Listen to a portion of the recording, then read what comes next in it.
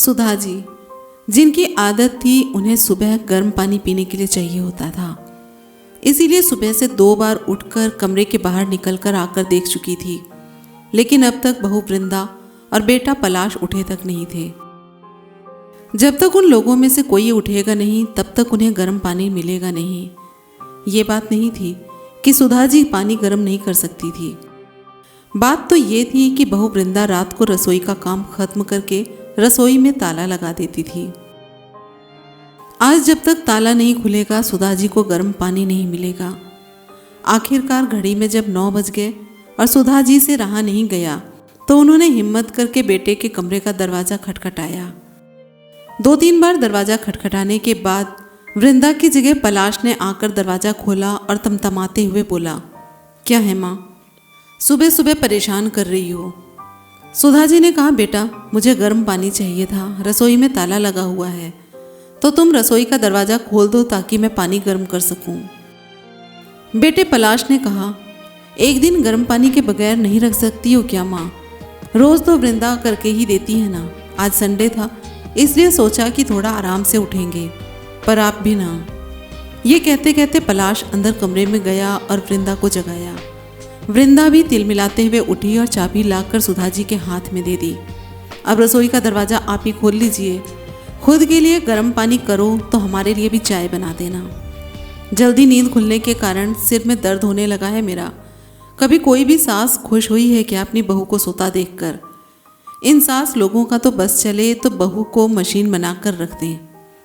इस तरह से वृंदा बड़बड़ाती हुई वापस जाकर पलंग पर लेट गई। आखिर सुधा जी ने जाकर रसोई का दरवाज़ा खोला, खुद के लिए भी पानी गर्म किया और बहू बेटे के लिए चाय बनाकर उन्हें देकर आई। गर्म पानी लेकर अपने कमरे में ही आई थी कि तुरंत 5 साल का पोता मन्नू जाग गया और जागते ही बोला, दादी मेरा दूध। उसे देखकर सुधा जी मुस्कुराकर बोली, हाँ मेरे बच्चे अभी लाई। गर्म पानी वहीं रखकर पहले मन्नू के लिए दूध गर्म करने गई। अभी दूध गर्म ही कर रही थी कि इतने में पलाश की आवाज़ आई, माँ, ओ माँ, कहाँ हो तुम? क्या आप भी सुबह सुबह संभाल नहीं सकती इसे? पता है ना वृंदा के सिर में दर्द हो रहा है। ये कहते कहते पलाश भी रसोई में आ गया और साथ में मनु भी था गोद में। उसे देखते ही सुधा जी बोली, बेटा मैं तो दूध गर्म करने आई थी, मुझे नहीं पता कि ये कब तुम्हारे कमरे में चला गया। पलाश ने गुस्से में कहा, तो ध्यान तो रखना चाहिए था ना आपको, बस काम का बहाना चाहिए। मैं मानता हूँ कि आप सास हो, पर बहू को भी तो इंसान समझो। वही है जो आपकी जिम्मेदारी निभा रही है, नहीं तो दूसरे बेटे ने तो आपको रखने से ही मना कर दिया था। मन्नू को सुधा जी के पास छोड़कर पलाश वापस अपने कमरे में आ गया और सुधा जी देखती ही रह गई। आंखों में आंसू आ गए और मन ही मन सोचने लगी कि मैं कुछ ना करने पर भी बदनाम हो रही हूँ। ऐसी कौन सी जिम्मेदारी उठा ली इन लोगों ने मेरी, जो इतना सुनाकर चले जाते हैं। ऐसा सोचकर अपने आंसू पोंछे और मन्नू और उसका दूध लेकर कमरे में आ गई। नाश्ते के समय पलाश ने वृंदा से कहा, तुम्हारी तबीयत ठीक नहीं है तो मैं माँ से कहकर नाश्ता बनवा लेता हूँ ताकि तुम आराम कर सको। वृंदा ने कहा, रहने दो, उनसे कुछ मत कहना, मैं नाश्ता खुद ही बना लूँगी। पलाश ने कहा, अरे पर तुम्हारी तबीयत ठीक नहीं है। वृंदा ने कहा, नहीं नहीं, मैं खुद नाश्ता बना लूँगी। उनका क्या भरोसा, कौन सा सामान उठाकर अपने दूसरे बहू बेटे को देकर आ जाएं। अक्सर रसोई से सामान कम हो जाता है। मुझे तो पूरा यकीन है माँ जी ही सामान की हेराफेरी करती हैं और अपने उन बहू बेटे को देकर आती हैं। इतना कहकर वृंदा जाकर रसोई में नाश्ता तैयार करने लगती है। वृंदा को रसोई में नाश्ता तैयार करते देखकर पलाश गुस्से में आकर सुधा जी से बोला, देख लो ये सब आपके कारण है। उसकी तबीयत खराब है फिर भी वो नाश्ता तैयार कर रही है। आपकी इन्हीं हरकतों के कारण परेशान हो चुके हैं हम।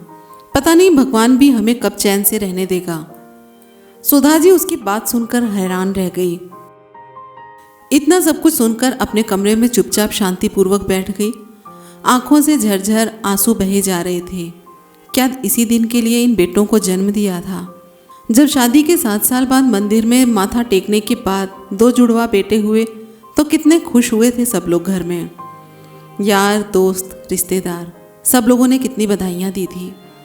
सासू माँ तो बलैया लिए जा रही थी, अरे 2 बेटों की माँ बनी है, बुढ़ापे में बैठकर राज करेगी राज। कुछ साल बाद जब पति का देहांत हो गया तब भी सुधा जी ने हिम्मत करके अपने दोनों बेटे पलाश और सुहास को संभाला। कितनी परेशानी झेल कर भी इन लोगों को पढ़ाया लिखाया, इतना बड़ा किया, दोनों की शादी कराई। पर उसके बाद इतना सब कुछ बदल गया। दोनों बहुओं की आपस में बनी नहीं, इस कारण बेटों में भी झगड़े होने लगे। आखिरकार दोनों बेटे अलग हो गए। सुधा जी के पति ने 2 मंजिला मकान बनवाया था। उसी में ऊपरी मंजिल पर सुहास अपनी पत्नी के साथ रहने लगा और नीचे वाले फ्लोर पर पलाश अपनी पत्नी और सुधा के साथ रहने लगा। सुधा जी को रखने को लेकर भी दोनों भाइयों में बहस हुई थी। सुहास ने साफ मना कर दिया था कि वो माँ को अपने पास नहीं रखेगा, तो पलाश को अपने पास सुधा जी को रखना पड़ा। सच कहें तो उस समय की बधाइयाँ आज कानों में चुभ रही थी। थोड़ी देर बाद पलाश कमरे में आया और पोहे की प्लेट सुधा जी के सामने टेबल पर रखते हुए, या फिर यूं कहें कि पटकते हुए बोला, लो नाश्ता कर लो। आखिर एक बहू को ही परेशान करते जाओ, दूसरी से कोई लेना देना नहीं है। सुधा जी को पलाश की बात बहुत बुरी लगी। उन्हें ऐसा लग रहा था जैसे पोहे की प्लेट उन्हें चिढ़ा रही हो।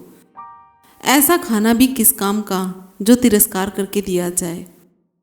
आखिर सुधा जी ने उस नाश्ते की प्लेट को हाथ भी नहीं लगाया।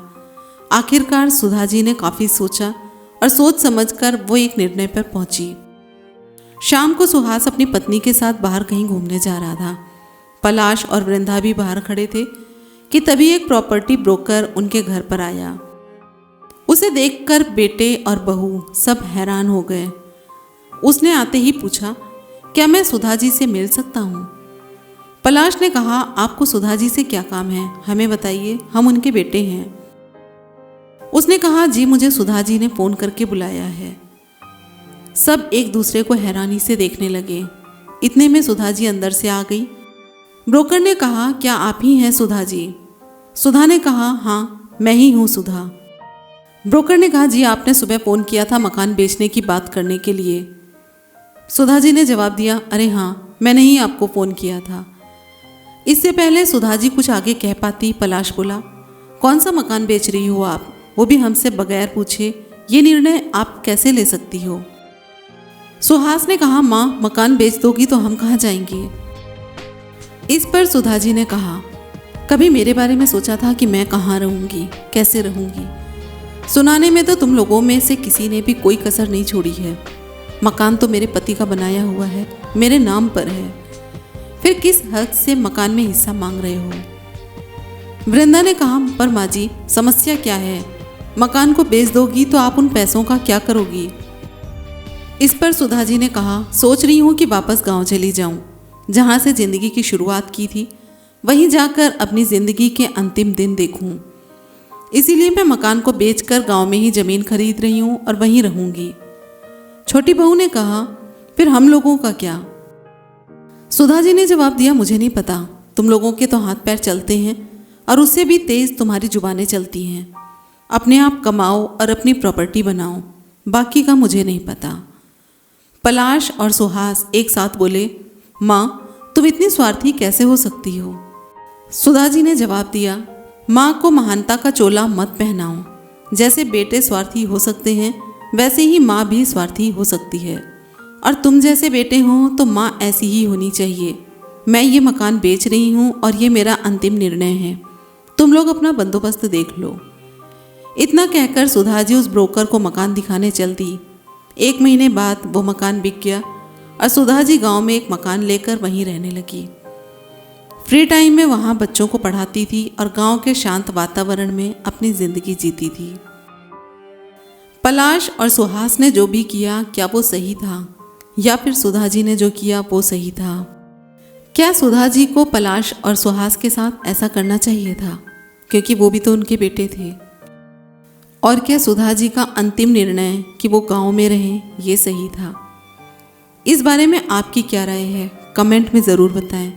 वीडियो पसंद आई हो तो लाइक कमेंट शेयर करके चैनल को सब्सक्राइब करें। बेल नोटिफिकेशन ऑन करें जिससे कि आने वाली वीडियो के बारे में आपको पहले पता चले। मिलते हैं अगले वीडियो में। नमस्कार।